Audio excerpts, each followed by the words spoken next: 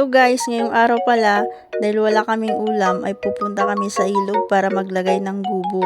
At kung hindi pa kayo pamilyar, ang gubo ay isang traditional na fish trap na ginagamit para manghuli ng maliit na isda, yung mga maliliit na isda, hipon at iba pa. Kaya tara na't samahan nyo kami. Ito nga pala yung daanan namin papunta sa amin. Kaya shout out pala sa mga taga-uso dyan na nagtatrabaho sa kaingin farming. A few moments later. So, makalipas ang ilang minuto, andito na nga kami. Ang ganda ng paligid, di ba? Sobrang presko ng hangin.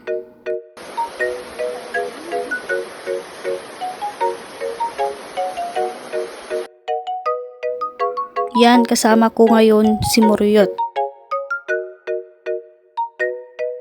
Andyan na nga si Muryot, nagmumuryot na naman.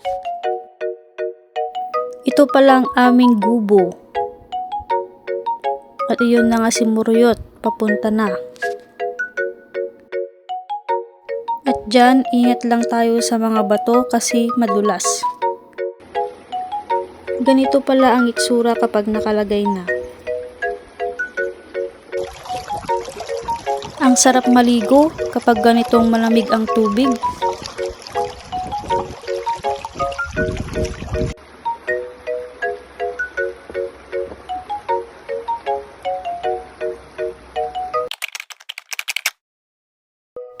Nakita gayam ni auntie agsiksik buliti marunggay so nga nagdawat kami meten tapno adda iti si Danmi no agawid kami.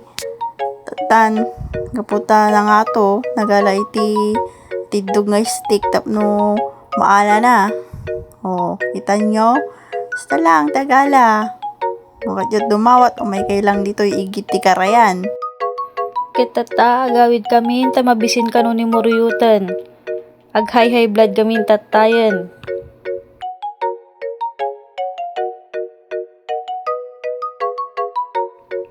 Kita nyo, deta ni, bi na si daan na kano tata, pangal daw.